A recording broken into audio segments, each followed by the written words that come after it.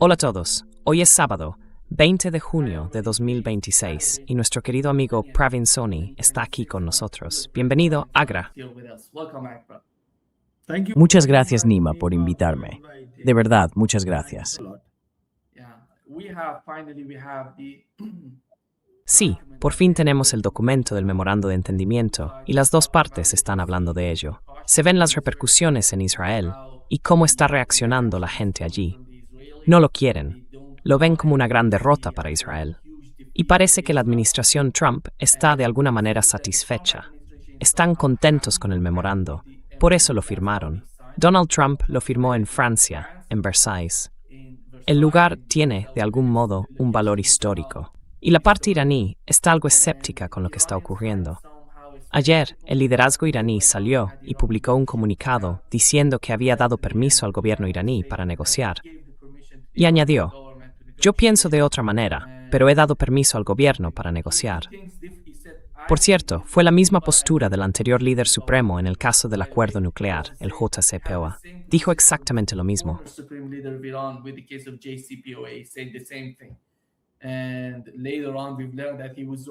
Y más tarde, supimos que tenía razón sobre el JCPOA, porque Donald Trump lo destruyó todo cuando se retiró del acuerdo. Pero ahora mismo, lo importante es lo que está pasando. Si pensamos en los puntos del JCPOA, uno de los más relevantes, en mi opinión, tiene que ver con la situación entre Israel y Líbano, con el conflicto que sigue activo. Donald Trump está intentando presionar a Benjamin Netanyahu. Es algo nuevo para Washington. No es algo a lo que Washington esté acostumbrado. Es algo nuevo. Por eso vemos a mucha gente discutiendo y criticando a Donald Trump, tanto en Israel como fuera de Israel, en Estados Unidos. Pero, ¿cómo ves tú toda esta situación? La forma en que Irán está interviniendo y cómo Estados Unidos intenta manejar una especie de estrategia ante la complejidad en Líbano.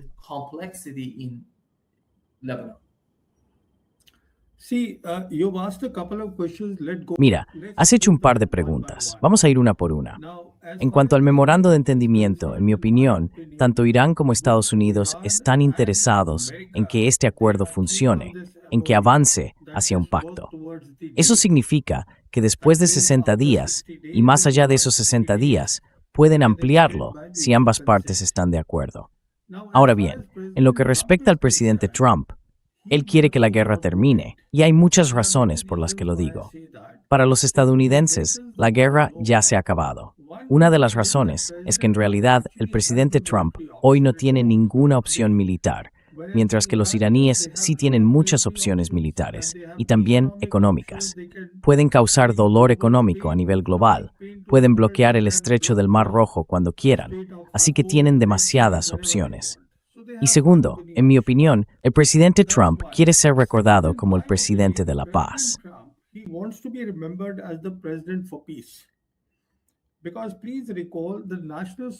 Recordemos, por favor, la Estrategia de Seguridad Nacional del gobierno de Trump, que se publicó en noviembre de 2025.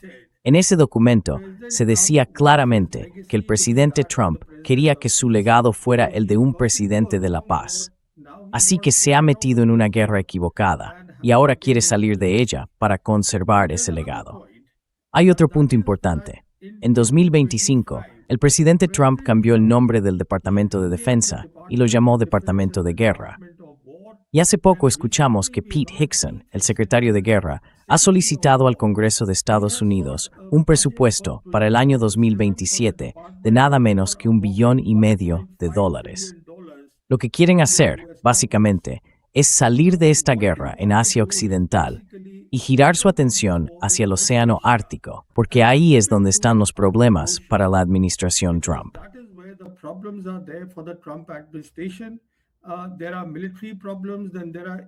Hay problemas militares y también cuestiones de seguridad económica, porque si miras el hemisferio occidental, algo así como 22 países forman parte de la iniciativa de la Franja y la Ruta de China. Y por eso, en mi opinión, el propio presidente Trump firmó el memorando de entendimiento. Eso significa que asumió la responsabilidad de ese acuerdo. y después de eso, ahora quiere verlo aplicado. Y esa es la razón por la que, como mencionabas, están ocurriendo cosas poco habituales. Tanto el presidente Trump como J.D. Vance se han manifestado abiertamente en contra de Israel y de Netanyahu. Y J.D. Vance ha dicho muy claramente en público que Israel solo puede mantenerse gracias al poder de Estados Unidos. Y esa es la realidad. Así que ahí es donde estamos. En cuanto a la Gran Guerra, en mi opinión, la Gran Guerra ya ha terminado.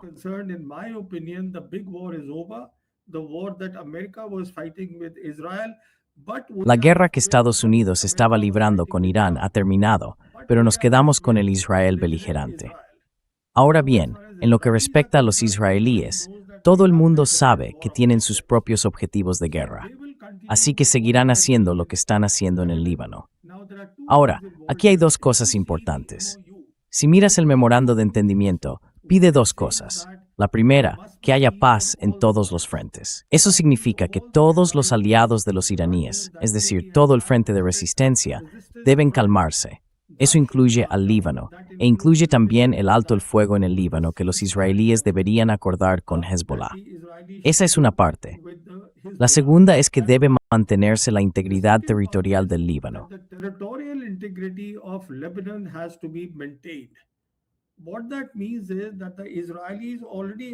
Eso significa que los israelíes ya están ocupando el sur del Líbano. Aproximadamente un 20% del territorio libanés está bajo ocupación israelí. Según se informa, ahora están ampliando sus asentamientos allí. Han cambiado incluso sus mapas. Así que creo que los iraníes están siendo muy prudentes. Quieren que el alto el fuego se mantenga. De momento, ha funcionado. Eso implica que en lo que respecta a Asia Occidental, tienen que convivir con esta situación de ni guerra ni paz. Mientras el alto el fuego se mantenga, la cuestión de la integridad territorial podrá abordarse más adelante. Por eso, el equipo iraní, encabezado por Abbas Araghchi, ya está en Suiza o de camino allí, a menos que una vez más Netanyahu rompa el alto el fuego en el Líbano.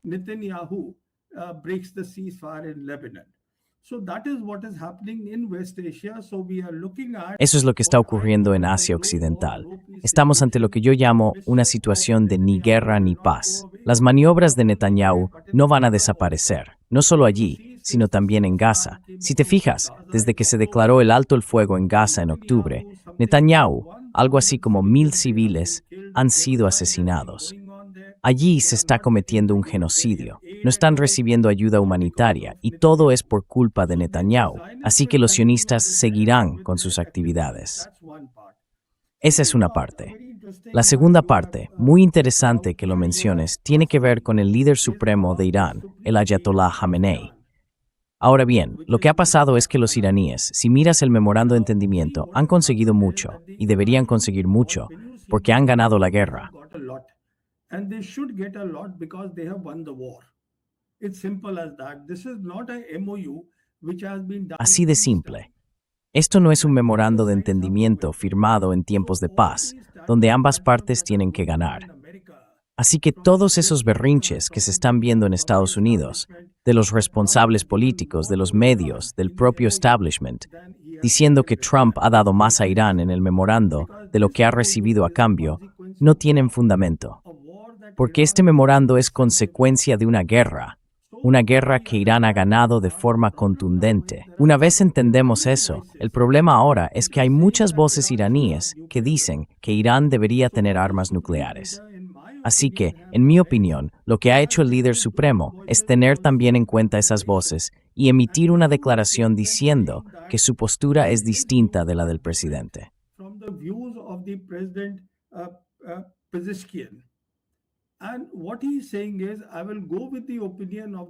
Y lo que él está diciendo es, seguiré la opinión del presidente, porque es el líder supremo del Consejo de Seguridad Nacional de Irán, y es el hombre que ha firmado el memorando de entendimiento.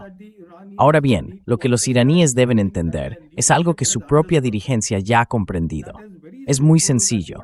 Lo que Irán intenta hacer en Asia Occidental es avanzar junto con todos los demás. De eso trata el nuevo orden mundial. Significa que tú creas tus propios problemas y que los problemas de la región deben resolverse entre los actores regionales. Es decir, hay que contar con todos. Ahora, si Irán obtiene un arma nuclear, lo que ocurrirá es que se perderá la confianza. Los actores regionales dejarán de confiar en Irán. Iranian will not be trusted by the regional players. Now, if the trust is not there, then you cannot build up a Ahora bien, si no hay confianza, no se puede construir un marco regional, que es precisamente lo que los iraníes están intentando hacer. Porque entonces lo que ocurrirá es que Irán será visto como un poder hegemónico y no como un país socio si llega a obtener el arma. Así que creo que lo que está pasando es que los iraníes son gente inteligente y han decidido apostar por la negociación. Pero claro, su línea roja es que Trump y J.D. Vance deben controlar a Netanyahu, y Netanyahu tiene su propia agenda. Así están las cosas. Pero en mi opinión, Trump está decidido a llevar esto hasta el final, esos 60 días hasta que se firme el acuerdo, y quizá más allá, si ambas partes lo consienten. No tiene intención de volver a la guerra. Sí. Yeah. I think the problem for Donald Trump right now is Creo que el problema para Donald Trump ahora mismo es el Líbano y cómo puede manejar al gobierno israelí allí. Porque tarde o temprano, si siguen con esos ataques contra el Líbano, Irán va a responder. En los últimos 2 o 3 días se ha estado hablando de si Irán atacará o no. Pero hay comunicaciones entre bastidores, entre Estados Unidos e Irán, sobre cómo gestionar esa situación. Hasta ahora, parece que Estados Unidos le está diciendo a Irán, una y otra vez, que están presionando a Netanyahu y a los israelíes para que se contengan. Y si miras cómo Israel está actuando frente a la administración Trump, básicamente están atacando a la misma gente que apoyó a Donald Trump. Ya sabes, Allison, esos sionistas que apoyaron a Donald Trump, que le ayudaron a ser elegido, y ahora mismo están yendo en su contra. Y vemos a J.D. Vance saliendo a responder a esos ataques. Así que, ¿cómo ves tú lo que está ocurriendo en el Líbano? How do you see that going on in Lebanon? Verás, esto va a continuar, pero en lo que respecta a los iraníes, no le veo sentido. Y son gente muy sabia. No van a atacar a Israel. Todo lo que tienen que hacer es cerrar el estrecho de Hormuz al tráfico comercial. En cuanto lo hagan, la presión caerá sobre Trump y J.D. Vance para que presionen a Netanyahu, y eso es exactamente lo que están intentando. Porque como te digo, en lo que respecta a los iraníes, yo veo la sabiduría que tienen. Están mirando hacia adelante, están mirando más allá, incluso en mi opinión, del acuerdo final. Están mirando a Gaza. Está mirando más en Gaza. They are looking at Hamas in Gaza. They are even looking at the Palestinian issue. Incluso están analizando la cuestión palestina. Y esto es algo que en esta fase no querían incluir en el memorando de entendimiento, porque hay que recordar que cuentan con el respaldo de China y de Rusia. Y los chinos, en 2024 en Pekín, reunieron a 14 facciones palestinas, entre ellas Fatah y Hamas, porque lo que buscan es algún tipo de organismo de autogobierno palestino. Además, han repetido en varias ocasiones que apoyan la solución de los 2 estados, con las fronteras de 1967, y que quieren Jerusalén Este como capital del Estado palestino. Jerusalem as the capital of the Palestinian state. You see, the Iranians understand that if they can take all. Verás, los iraníes entienden que si logran sumar a todas las potencias regionales, por eso uno de los puntos clave del memorando de entendimiento es que los estadounidenses deben abandonar sus bases y que las fuerzas norteamericanas no estén cerca de Irán. Porque Arakchi y el liderazgo iraní buscan que todos los actores de la región se unan en un modelo de seguridad colectiva. Cuando eso ocurra, y después, cuando se cierre el acuerdo final, aunque quizás se prolongue un poco más, entonces abordarán ese tema. Así que lo que quiero decir es que veo posible que en 1 o 2 años, finalmente, bajo este nuevo marco regional, el asunto palestino se afronte con mucha seriedad.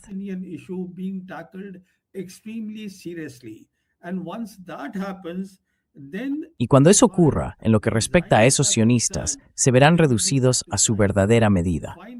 Por fin se acabará su sueño de conseguir ese gran Israel. Se habrá terminado. Así que, en mi opinión, los iraníes están mirando mucho más allá y harán todo lo posible para observar cómo evoluciona. Darán todo el margen, darán bastante cuerda a los estadounidenses, pero desde luego son firmes.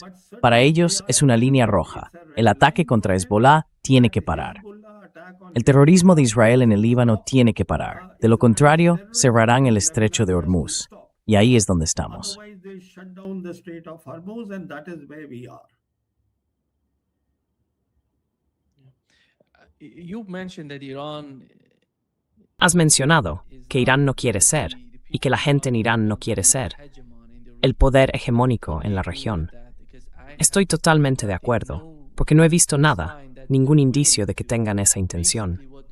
Básicamente, lo que están pidiendo en toda la región, ya sabes, cuando hablamos de todos los países vecinos, desde Afganistán, Pakistán y los demás países del Golfo, es tener una región próspera que beneficie a todos.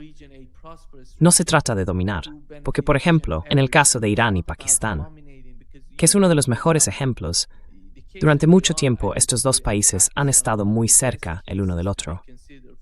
E Irán entiende perfectamente la realidad de Pakistán y lo cerca que está Pakistán de Estados Unidos, por ejemplo.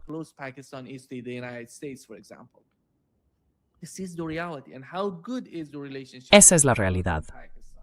¿Y qué tal es la relación entre Irán y Pakistán? Si lo miras en conjunto, verás que Irán no tiene ningún problema. Incluso el gobierno de Omán está en la misma situación. El gobierno omaní mantiene una relación muy buena con Estados Unidos. Tienen una base estadounidense en su territorio. Pero no fueron atacados durante esta guerra, porque Irán respeta a los países que respetan su soberanía. Y ahí está todo el problema con los países del Consejo de Cooperación del Golfo, donde las bases americanas se utilizan contra Irán. Así que no estamos hablando de una potencia hegemónica en la región. Es un país que quiere definirse como un Estado dispuesto a cooperar con otras potencias de la zona. So you see, you are absolutely right. I agree with you. In fact, as you Así que como ves, tienes toda la razón. Estoy de acuerdo contigo.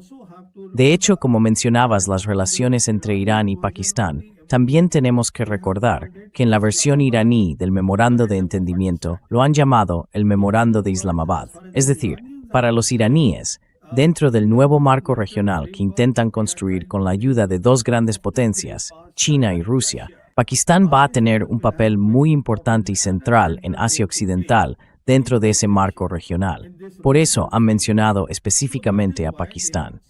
Porque si miras hacia adelante, lo que vemos es que uno de los puntos clave del memorando es que las fuerzas estadounidenses deben retirarse de la proximidad de Irán. they need to go away from proximity of Iran. So the first proximity will be the Así que la primera zona de proximidad serán los países del Consejo de Cooperación del Golfo. Porque si lo miras hoy, los estadounidenses tienen entre 40 y 50 mil soldados repartidos en 10 países y 19 bases en Asia Occidental. Y cuando observas esas 10 bases, 5 de esos países son miembros del Consejo del Golfo. En mi opinión, lo que está ocurriendo es que, en primer lugar, Qatar está en una situación muy delicada porque los cataríes no tienen frontera terrestre con Irán. Además, su principal exportación es el gas natural licuado. Tienen un yacimiento de gas que comparten con Irán.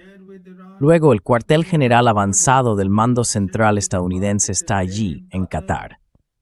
Y también en Qatar se encuentra el principal centro de operaciones aéreas de Estados Unidos. Ese gran centro está allí con unos 10,000 militares estadounidenses desplegados en el país. American forces, they are there in Qatar.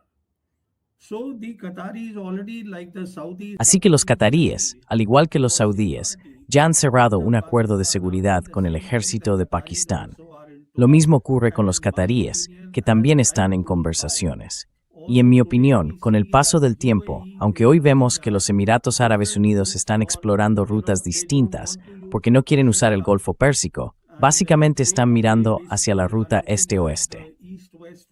Luego, los kuwaitíes también quieren unirse a esa ruta este-oeste de los Emiratos.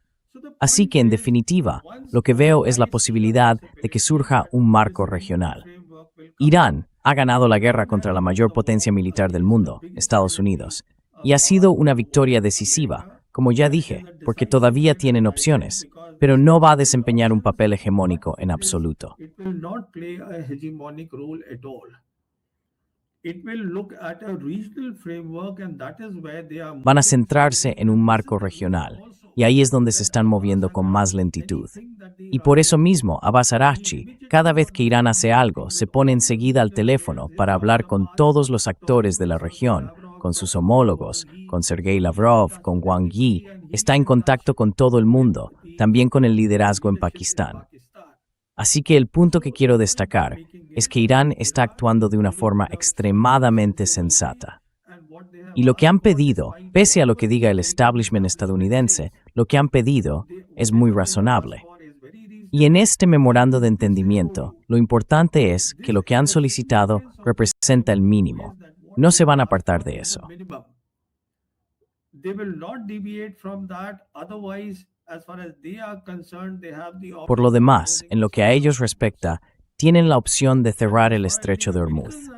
Y en cuanto a los estadounidenses, cuando uno observa al establishment americano, a su liderazgo político, a sus comentaristas, a sus principales analistas, a sus medios de comunicación, a los centros de pensamiento, todos ellos viven en su propia burbuja. Siguen creyendo que Estados Unidos es la única superpotencia del mundo, que el mundo es unipolar. Pero el mundo ha cambiado, ya no es unipolar. Tienen que entender que hoy vivimos en un mundo multipolar, con tres grandes potencias, y Estados Unidos es solo una de esas tres.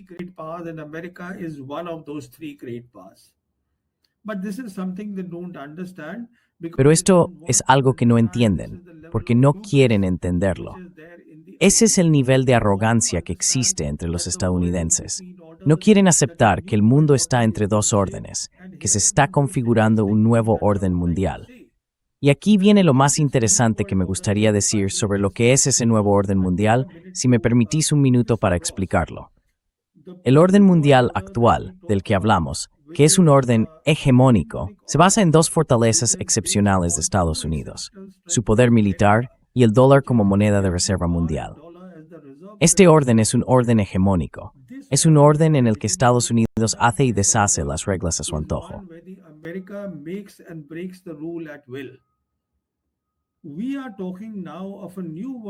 Ahora estamos hablando de un nuevo orden mundial en el que el foco está en el desarrollo a través de la paz.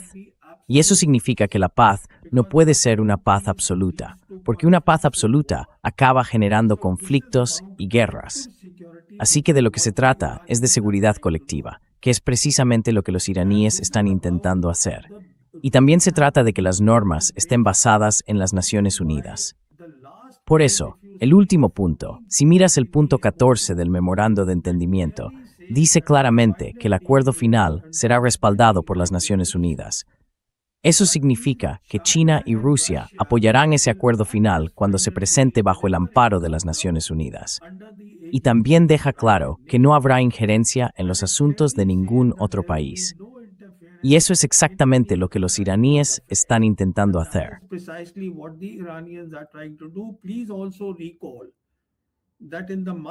Recordemos también que en el mes de mayo, Abbas Araghchi viajó a Moscú, donde pasó 1 hora y media con el presidente Putin. Después de eso fue a China y se reunió allí con su homólogo Wang Yi. Y cuando regresó a Teherán, habló por primera vez del nuevo marco regional de la posguerra. Ese es precisamente el marco regional que se está desarrollando ahora, un marco en el que están implicando a todos, basado en la cooperación, no en un orden hegemónico.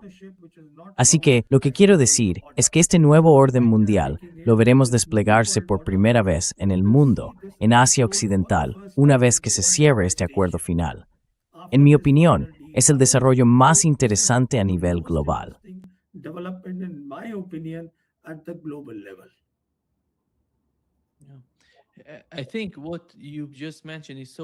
Creo que lo que acabas de mencionar es muy importante para el cálculo estadounidense en la región. Porque, como has dicho, la forma en que Irán debería responder a Israel en el Líbano sería a través del estrecho de Hormuz, no con un ataque directo a Israel, porque eso pondría presión sobre Estados Unidos. Entonces, Estados Unidos tendría que llevar la situación a un punto de cordura. Y si ese es el caso, ¿cómo afectaría eso a todo el asunto del estrecho de Hormuz? ¿Cómo va a transformar eso la política estadounidense en Asia Occidental, que sabemos que es tan importante para el futuro de los BRICS, para el futuro de China y para todo ese concepto? For the future of China and the whole concept. You see, you mentioned the security, some sort of Mencionaste una especie de arquitectura de seguridad, diría yo, para los BRICS, que está en Asia Occidental, which is una región que concentra el 20% de la energía mundial. Y no solo energía, sino también otros recursos relacionados con esa zona. Es muy importante, porque cuando hablamos de que Emiratos Árabes Unidos está construyendo nuevos oleoductos, y quizá, bueno, podríamos pensar que eso no cambia demasiado el comercio, pero en realidad, este comercio, o más bien el concepto de este comercio, es mucho más amplio. Antes de que empezara esta guerra, no éramos conscientes de lo importante que era este intercambio en lo que respecta a la energía del petróleo, al mercado petrolero, a los fertilizantes, al helio, en fin, al mercado global. ¿Cómo crees que Estados Unidos va a gestionarse, a reconfigurarse y adaptar sus políticas en la región? reshape itself and its policies in the region. See, the reality is that if not now, Verás, once la realidad es que, si no ahora, una vez que se firme el acuerdo, esa realidad golpeará a Estados Unidos. Y la realidad es que Asia Occidental es donde empieza el principio del fin del imperio estadounidense. Sí, el principio del fin. Está en Asia Occidental. Y digo esto porque por favor recordemos algo. Cuando las fuerzas estadounidenses se retiren de la zona cercana a Irán, algo que aún no se ha definido, si será de toda la región o solo de los países del Consejo de Cooperación del Golfo. Cuando se retiren de esos 10 países que mencioné en Asia Occidental donde hay presencia militar estadounidense, ya sea que salgan de 5 o de los 10 países al final, incluso si solo se van de 5, eso significará con el tiempo el fin del petrodólar. that means eventually it will be the end of the petrodollars. And petrodollars is what the American empire. Y los petrodólares son, en realidad, de lo que va el imperio estadounidense. Así que, para los estadounidenses hoy, la situación es extremadamente complicada, a pesar de que su PIB nominal sea de 32 billones de dólares. Pero la realidad es que su base interna no está segura. Todo ese sueño de hacer América grande otra vez, de volver a ser el país número 1, de pasar de un mundo multipolar a uno unipolar, todo eso es una fantasía, no va a ocurrir. Y como dije, lo que será exactamente el nuevo orden mundial, el mundo lo verá por primera vez en Asia Occidental. Y en cuanto a los estadounidenses, tienen demasiadas cosas pendientes. Por eso, si uno mira su estrategia de seguridad nacional, su máxima prioridad es el hemisferio occidental. Their top priority there is Western Hemisphere, and there they talk about this. Y luego hablan de volver a revisar la doctrina Monroe. Pero eso ya no es posible, porque han pasado muchas cosas. Quiero decir, tú sabes muy bien que Brasil no forma parte de la iniciativa de la Franja y la Ruta, pero Brasil tiene lazos económicos muy fuertes con China. Brasil es miembro de pleno derecho y además un miembro muy importante de los BRICS. Lo mismo ocurre con México. No es parte de la iniciativa de la Franja y la Ruta, no se ha unido a eso, pero mantiene relaciones económicas. En resumen, en lo que respecta a China, dentro de 2 o 3 años, creo yo, estarán haciendo el 41% de la producción manufacturera mundial. Todas las cadenas de suministro terminan en China. All the supply chains, they end in China. And China and Russia, these are the two countries. China y Rusia son las dos grandes potencias que están detrás del nuevo orden mundial. E Irán es el país que lo está mostrando sobre el terreno, como prueba de que, sí, ya no es solo una visión. Puede convertirse en una realidad en Asia Occidental, la región más turbulenta del mundo. Están ocurriendo cosas sorprendentes, y los iraníes son un pueblo enormemente preparado, gente muy inteligente. En mi opinión, son ellos quienes han diseñado una estrategia militar brillante, absolutamente brillante. Llevaron a cabo una gran campaña, esa campaña de 40 días, y lograron lo que la mayoría del mundo consideraba impensable, los resultados que han conseguido.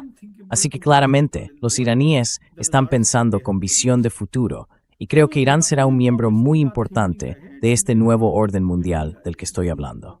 Member of this new world order that I am talking about. Yeah. We had the G7 summit. tuvimos la cumbre del G7 y allí invitaron a 3 miembros de los BRICS: Brasil, Emiratos Árabes Unidos y Egipto. Supongo que Egipto y los Emiratos tienen que ver de alguna manera con lo que está ocurriendo en Asia Occidental, con la guerra que sigue en marcha. Pero que Brasil esté ahí, ¿qué significa eso exactamente? Y recuerda que antes de que empezara la guerra en Ucrania, mucha gente llevaba tiempo preguntándose, ¿qué es BRICS? ¿Quiénes son los BRICS? What is BRICS? Who's BRICS? Los BRICS son nada. And getting just, you remember, Y bueno, ¿te acuerdas? No sé si viste ese video de Joe Biden hablando sobre lo que Rusia quiere hacer. ¿Van a acercarse más a China e Irán? En aquel momento todo el mundo se reía. ¿Quiénes son esas personas? ¿De verdad creen que Rusia, Irán y China pueden formar una alternativa juntos? Pues justo eso de lo que se reían entonces está ocurriendo ahora mismo, delante de nuestros ojos. El mundo se está reconfigurando.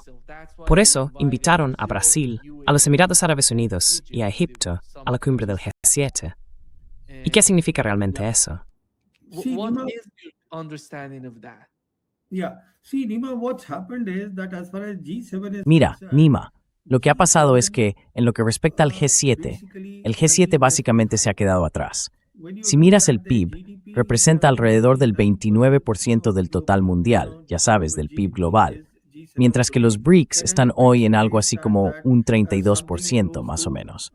Así que los BRICS ya van claramente por delante. Y además los BRICS representan cerca del 40% de la población mundial. Entonces, lo que el G7 está intentando hacer. Quiero destacar 2 cosas aquí. La primera es que el presidente Trump, si recuerdas, habló de reincorporar a Rusia al G7 para volver a convertirlo en el G8, con la idea de darle algo más de fuerza al grupo. Pero claro, eso no va a pasar.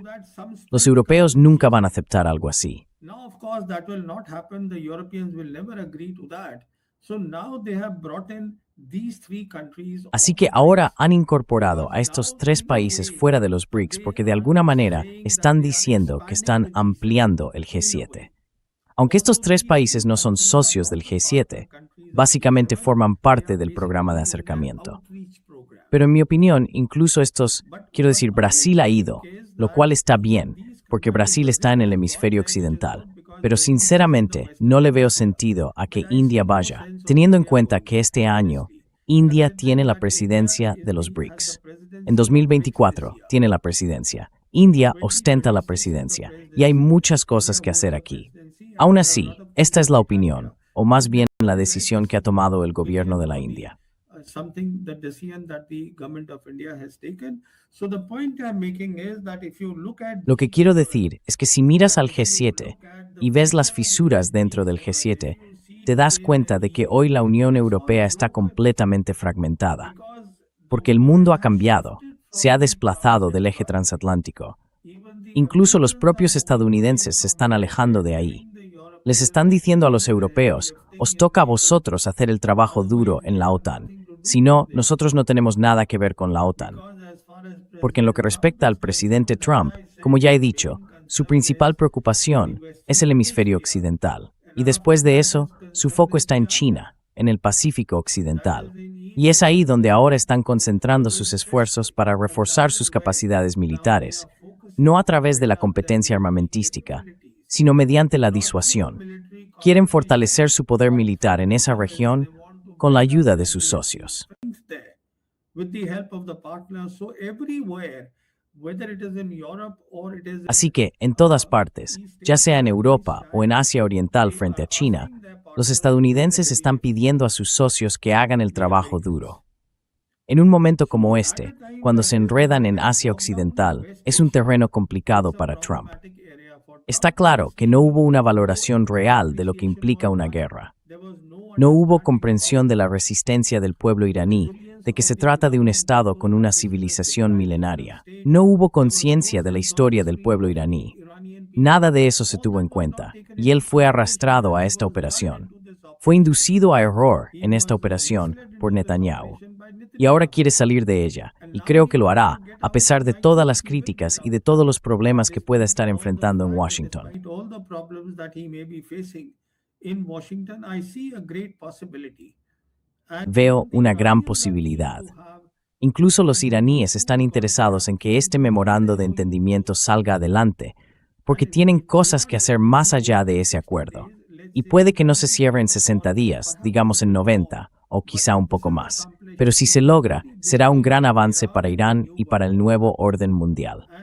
En cuanto a Estados Unidos, puede ocuparse de sus propios asuntos, y tiene muchos asuntos y muchos problemas.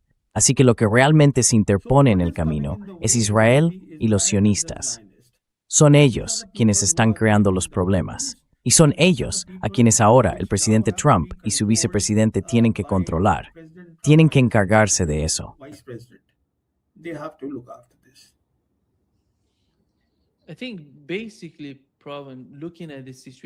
Creo que, básicamente, Pravin, viendo la situación, no tienen otra opción. Han hecho muchos sacrificios durante esta guerra contra Irán. No solo han perdido más de la mitad de sus reservas, también les han destruido radares y han sufrido un daño enorme en lo que respecta al poder militar estadounidense, o más bien, a la imagen de Estados Unidos como potencia militar.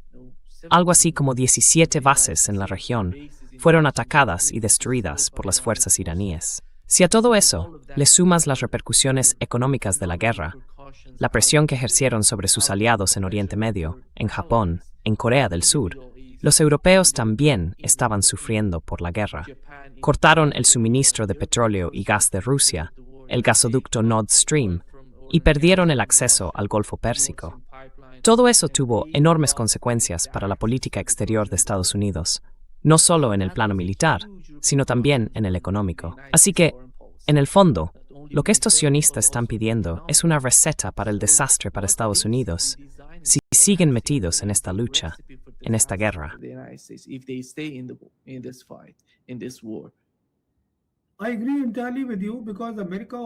Estoy totalmente de acuerdo contigo, porque Estados Unidos ya está en problemas.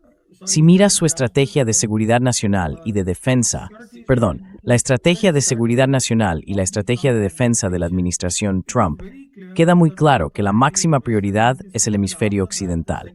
Y después de eso, la segunda prioridad es reforzar la base industrial de defensa, porque ahí tienen un gran problema. Y si me permites añadir algo más, lo que ha quedado muy claro en la guerra en Asia Occidental durante esos 40 días es que los estadounidenses están combatiendo con capacidades del siglo XX. No se puede luchar así en una guerra asimétrica como la que los iraníes han diseñado y llevado a cabo. Lo que tenían enfrente eran esos enormes portaaviones y destructores.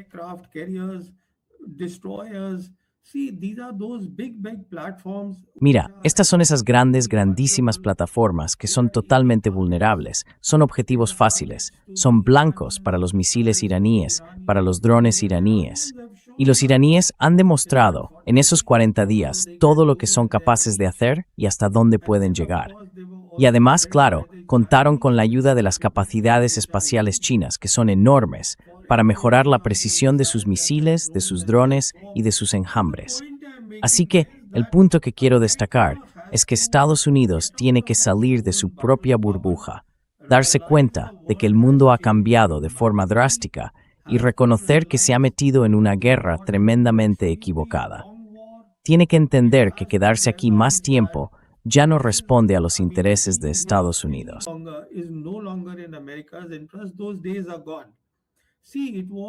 Esos tiempos ya pasaron. Mira, fue durante la Guerra Fría y en el mundo unipolar cuando Estados Unidos podía respaldar a Israel. Ahora, en un mundo multipolar y con la guerra que hemos visto, le conviene a Estados Unidos decirles claramente a los sionistas, tanto aquí como en Washington, que no pueden seguir haciendo lo que Israel les pide. Ahora bien, si Trump es capaz de hacerlo, no lo sé. Pero como dije, tiene mucho que perder. Claro, la inflación está subiendo y se acercan las elecciones de mitad de mandato. Todos esos problemas están ahí. Pero al mismo tiempo le preocupa mucho su legado. Si recuerdas, incluso en el G7, cuando hablaba con el primer ministro Modi, dijo que había puesto fin a 8 guerras.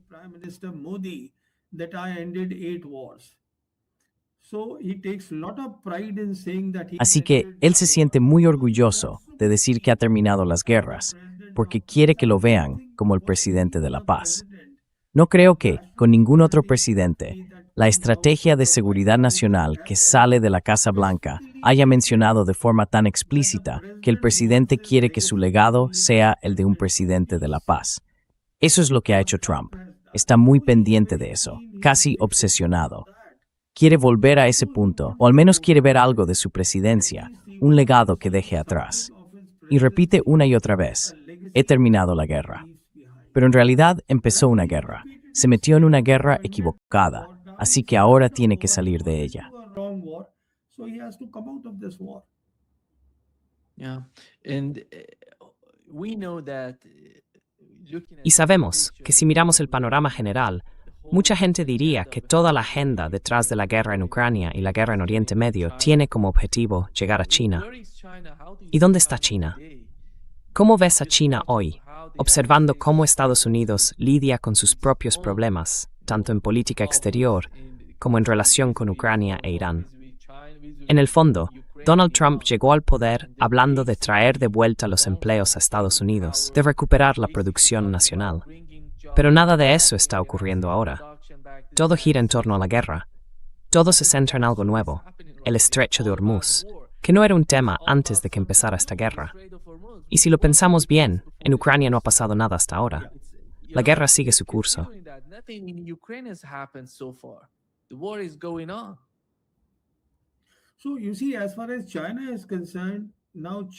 Verás, en lo que respecta a China, ahora China está en una situación muy favorable para continuar con su 15º plan quinquenal, que empezó en 2026 y terminará en 2030, y es realmente impresionante.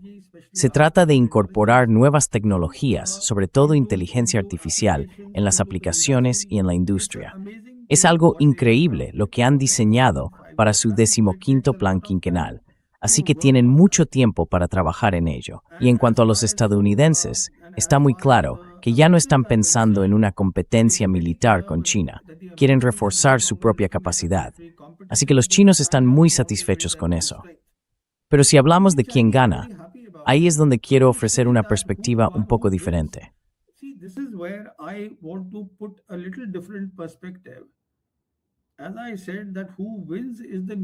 Como he dicho, quien gana es el nuevo orden mundial. Un orden mundial que cuenta con el apoyo de Rusia y China y en el que Irán ha pasado a ser un miembro muy importante. Y es hacia ese orden mundial, hacia donde se está moviendo el sur global. Países como Brasil, los BRICS son una de las instituciones clave de este nuevo orden mundial. La OCS también es una institución muy importante dentro de este nuevo orden. Así que esto es lo que viene. Esto es lo que Xi Jinping ha repetido una y otra vez, que estamos viviendo un cambio que ocurre una vez cada siglo. Y debido a la guerra en Asia Occidental, ese cambio que antes era algo teórico, de repente la gente puede verlo sobre el terreno. Está ocurriendo. Así que no se trata de hablar de un solo país que gana China, que gana Rusia. Una vez más, estamos hablando de la política del equilibrio de poder.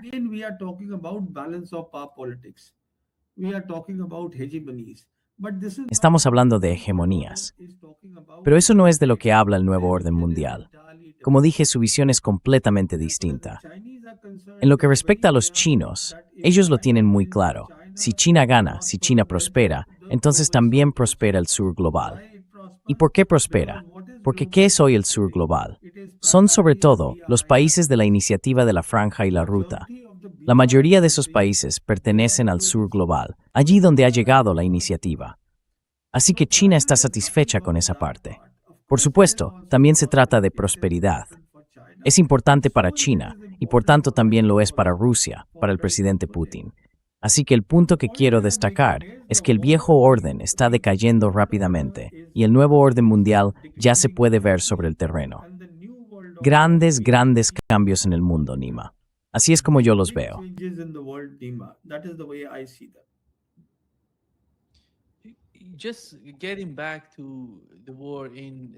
Volviendo a la guerra en Líbano, sabemos que Irán cierto tipo de influencia militar sobre Israel, y lo han dejado claro.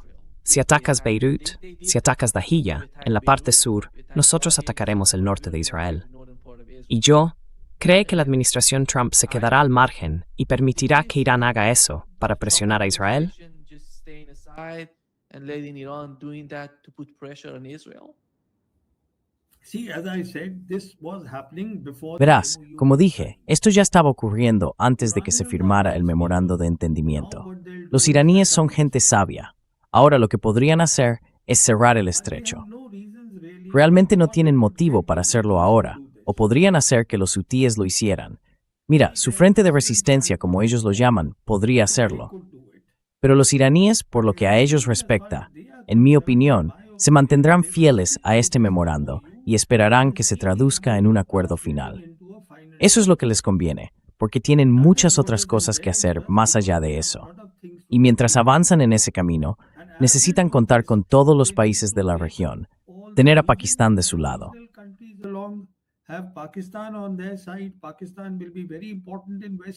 Pakistán va a ser muy importante en Asia Occidental y también para mantener a China y a Rusia completamente al tanto, que es justo lo que Abbas Araghchi ha estado haciendo de forma constante. Así que esto es lo que hacen los iraníes. Bueno, no creo que los iraníes. Mira, la realidad es muy sencilla. Lo que J.D. Vance dijo públicamente fue que 2/3 del equipo defensivo que tiene hoy Israel proviene del dinero estadounidense. Los estadounidenses han entregado las armas. Lo que él quería decir es que si Estados Unidos no respalda a Israel, no hay manera de que Israel pueda enfrentarse a Irán. Quiero decir, esto debería estar claro para todos después de la guerra de 40 días. No es posible. Pero los sionistas, según su forma de pensar, mira, yo los llamo un Estado terrorista.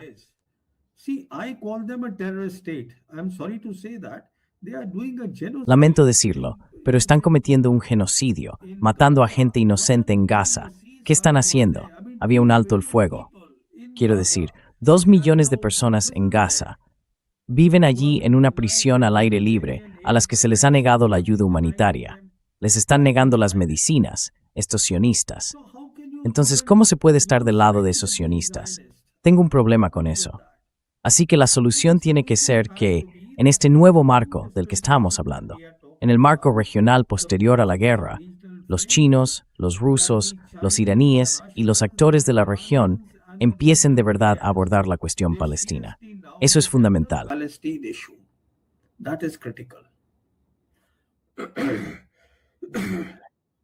I think the role of Pakistan as time goes by is Creo que el papel de Pakistán, con el paso del tiempo, se está volviendo más audaz, en mi opinión. La razón por la que Irán mencionó a Islamabad, y eso es importante, es la clave, es porque quieren destacar la relevancia de Pakistán en todo el proceso de negociaciones entre Irán y Estados Unidos. Y eso también es una señal para la región, para que vean a Pakistán como un nuevo actor que entra en juego.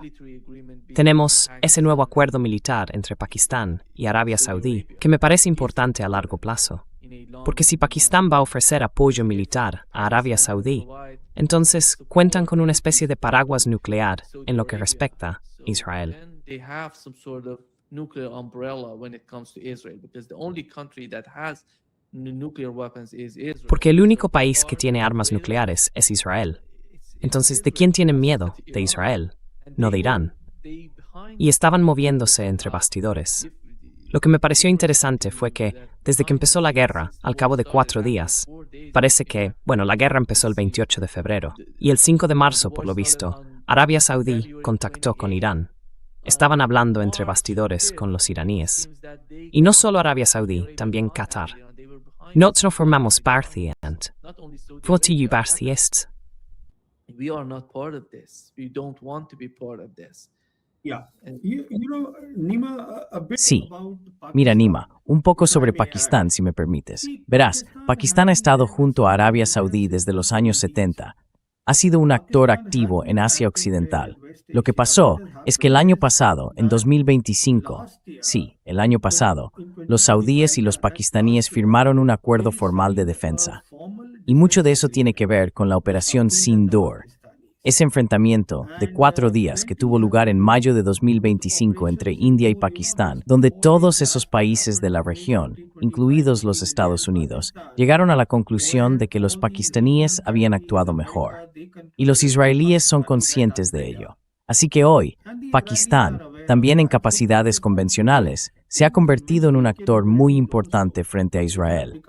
No se trata de armas nucleares ni de un paraguas nuclear.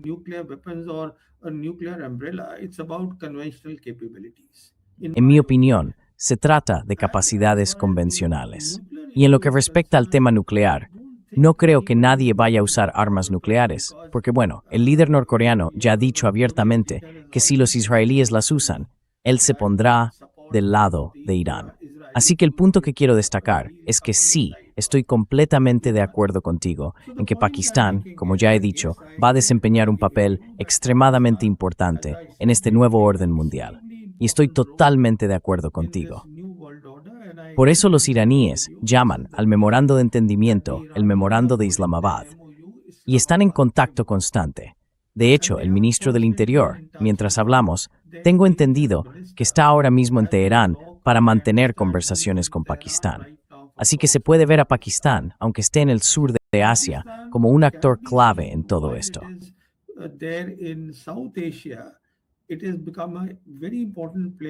Se ha convertido en un actor muy importante en Asia Occidental. Y por eso repito una y otra vez que en este nuevo orden mundial del que estamos hablando, y aquí me refiero a la masa continental euroasiática, excluyendo a los países de Europa Occidental, estas tres regiones, Asia Central, Asia Occidental y Asia del Sur, deben verse como un todo.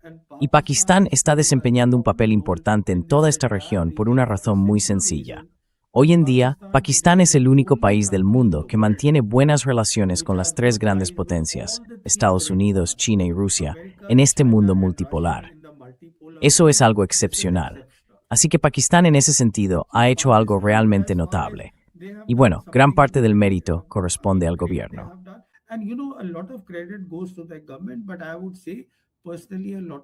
Pero yo diría personalmente que gran parte del mérito es del mariscal de campo Asim Munir. Ha sido incansable. Y por eso Trump no deja de hablar de mi mariscal de campo favorito, porque él representa al ejército, y todos sabemos que en Pakistán el jefe del ejército suele tener mucho peso en el gobierno y en su estructura. Pero hoy, el mariscal de campo Asim Munir se ha convertido en un actor extremadamente importante. Y por supuesto, esto no pretende restar importancia al cargo del primer ministro de Pakistán ni al del ministro de Asuntos Exteriores. Ellos también han estado trabajando muchísimo y con una energía incansable. Quiero decir, se ha hecho un trabajo enorme y constante. Así que sí, estoy completamente de acuerdo contigo. Pakistán va a desempeñar un papel muy importante.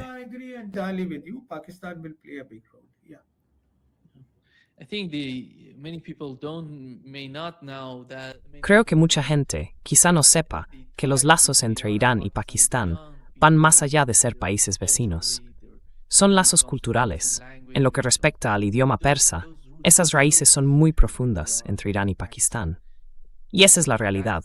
No importa, ya sabes, las políticas o el nuevo presidente de Irán, los vínculos entre Irán y Pakistán siguen igual que siempre, como lo han hecho desde hace muchísimo tiempo.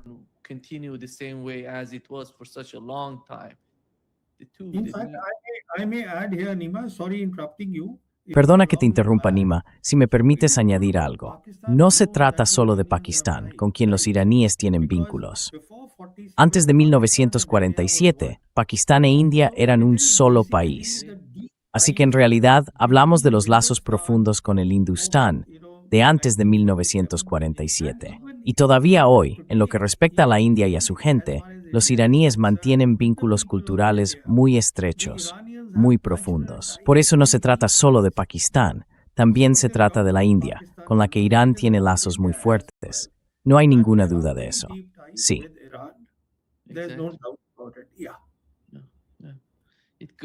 Todo va al idioma persa. Está todo conectado. Todo está tan conectado.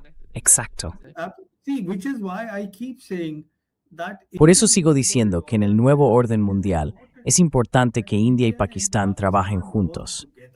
Exactamente, que trabajen juntos. Fíjate en el concepto de seguridad colectiva, la idea que los iraníes están intentando aplicar en Asia Occidental para que la atención se centre en el desarrollo. Así la región prospera. Nosotros, todos estos países, India, Pakistán, tenemos mucha gente pobre. Necesitan desarrollo. La prosperidad tiene que llegar aquí. Por eso insisto en que debemos aprovechar la oportunidad que ofrece el nuevo orden mundial. Si Irán puede hacerlo, seguro que India y Pakistán también pueden hacerlo. Surely India and Pakistan can also do that. Yeah. You Yeah. know? Sí, exactamente. Exactamente. Muchísimas gracias, Praveen, por acompañarnos hoy. Un verdadero placer, como siempre. Y vamos a seguir con este tipo de conversaciones. Son muy importantes para toda la región. Pakistán, India, Irán y los países del Consejo de Cooperación del Golfo en Asia Occidental. En mi opinión, todo eso es fundamental. Asia, it's all important in my opinion. Absolutely, I agree. Por supuesto, estoy de acuerdo contigo. Y gracias por invitarme, Nima, a disfrutar en tu programa. Muchas gracias. Adiós. Cuídate. Adiós. Bye-bye. Bye bye.